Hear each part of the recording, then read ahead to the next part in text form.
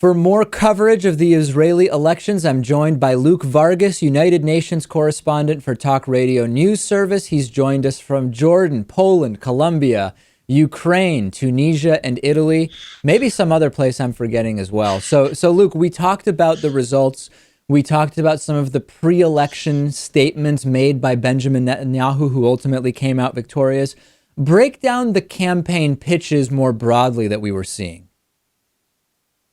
Let's start with Netanyahu's pitch. I think it's a very safe assumption, and analysts here would confirm that his campaign really was primarily focused on issues of security, on emphasizing the outside foreign threats to Israel. And, you know, in those pre-election polls, as recently as Friday, which was the last day they could legally be released, many were saying that that was a mistake when those polls were showing him almost across the board trailing his opposition. The implication was that he really ought to have focused more on the economic and socioeconomic issues that the opposition had made a center point in their campaign.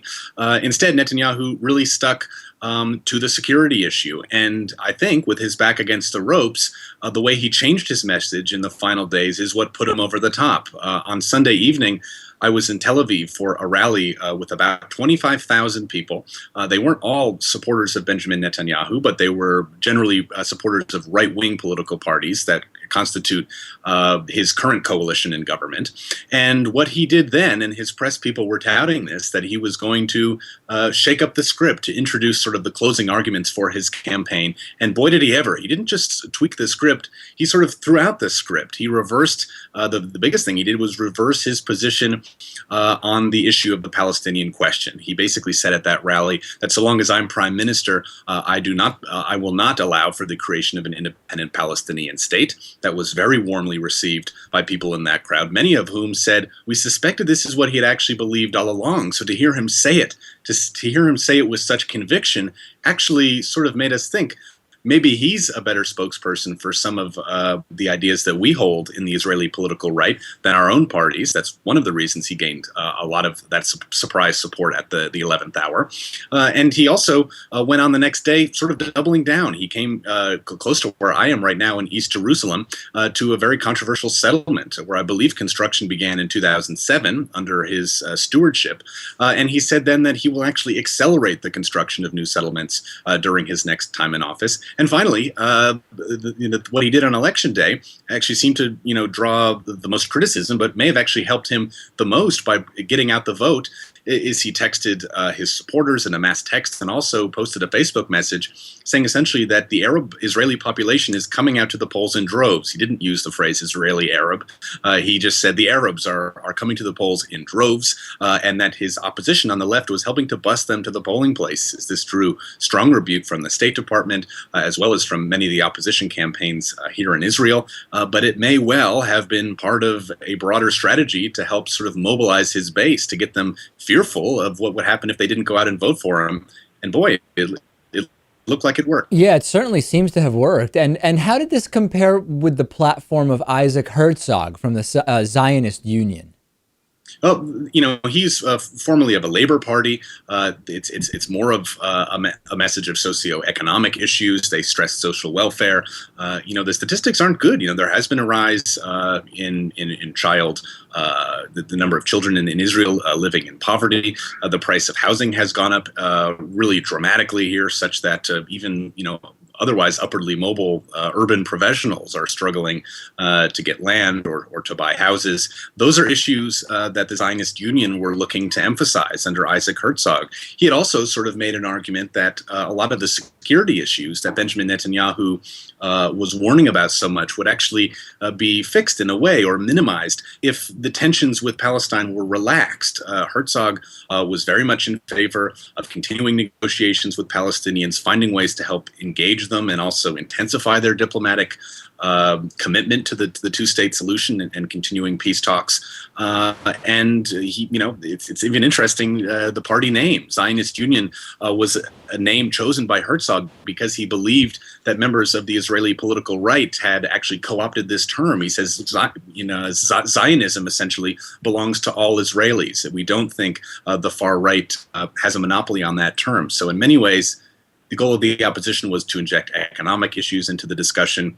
It didn't happen, at least in the home stretch, when, again, Netanyahu really seemed to focus more on his traditional strengths of his campaign, security issues, and of course, foreign threats, as we saw with that speech to Congress. Yeah, and the concept of progressive Zionism is one that is completely lost on, or just foreign or unknown to many American progressives who don't understand the progressive pro-Israeli view. And it was very interesting to see someone like Isaac Herzog kind of fill that role during the campaign, ultimately, of course, not coming out victorious.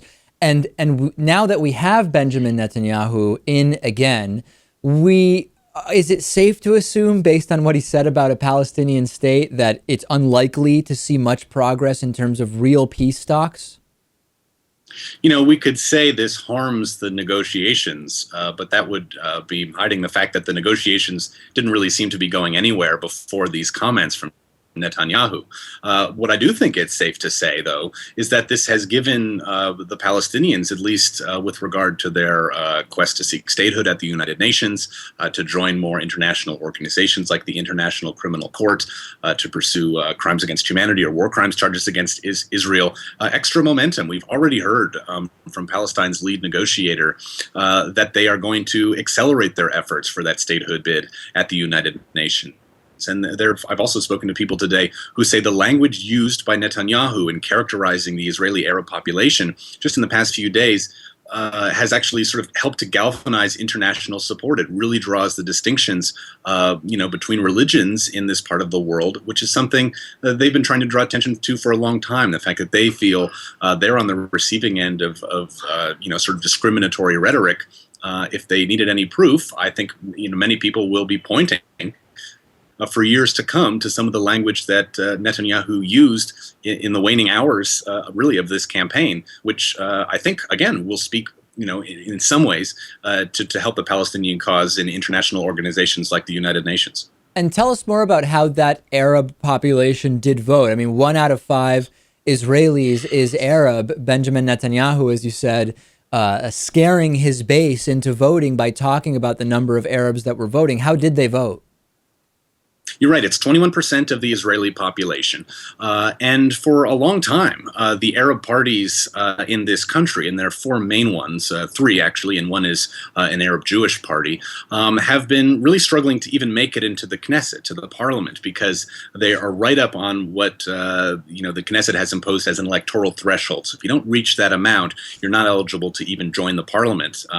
What they did last year was raise that threshold to 3.25%. This is something passed through the parliament, and many of the Arab party spokespeople I talked to and activists said this was a deliberate attempt to try and marginalize them, to try to exclude them from the parliament. And so what they did, basically born of political necessity, was band together for the first time. They created what is called the Joint List. They actually dropped the word Arab, sort of as a PR term to try and not emphasize the fact that it was an Arab coalition. They called themselves the Joint List, and it really paid off. So they sort of papered over their political differences, though, again, they do exist. The 4 parties here span everything from Islamist political groups to a communist party. So there are divides, but they decided again, to ensure the fact that they could even remain relevant and stay in the Knesset, that they would form a joint ticket. And they received what looks to be 13 or 14 seats in the Knesset, which would make them the 3rd largest voting bloc within Parliament, an extraordinary result.